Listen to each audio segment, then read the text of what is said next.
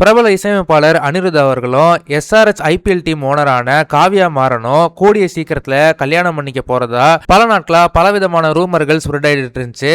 ஆனா இப்போ இந்த விஷயங்கள்லாம் உண்மைதான் அப்படின்ற நிரூபிக்கிற மாதிரி இப்போ ஒரு அனௌன்ஸ்மெண்ட் ஒன்று ரிலீஸ் ஆயிருக்குது. அனிருத் அவர்களும் காவ்யா மாறன் அவர்களும் வர நவம்பர் மாசம் 2வது வாரம் அவங்க கல்யாணம் பண்ணிக்க போறதா விஷயங்கள் வெளியாகி இருக்கு. இந்த சமயம் பாத்தீங்கன்னா கரெக்டா ஜெயிலர் 2 ரிலீஸ் ஆன கொஞ்ச நாள் கழிச்சு இந்த கல்யாணம் நடக்க போறதா சொல்லப்படுது.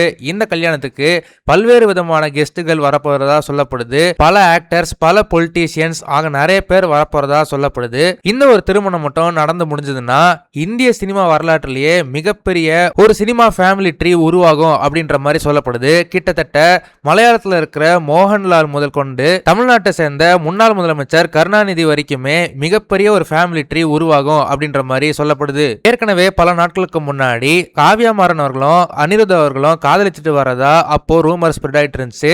அவங்க கூடிய சீக்கிரத்தில் கல்யாணம் பண்ண போறாங்க அப்படின்ற மாதிரி டாக் ஸ்ப்ரெட் ஆயிட்டு இருந்துச்சு. அப்போ அனிருத் அவர்கள் தன்னோட எக்ஸ் பேஜ்ல எனக்கு கல்யாணமா அதெல்லாம் வெறும் ரூமர்ஸ் தான், ஜஸ்ட் சில் அப்படின்ற மாதிரி ஒரு ட்வீட் ஒன்று போட்டிருந்தாரு. அதனால அந்த விஷயம் அந்த சமயத்துல கொஞ்சம் கூல் டவுன் ஆயிருச்சு.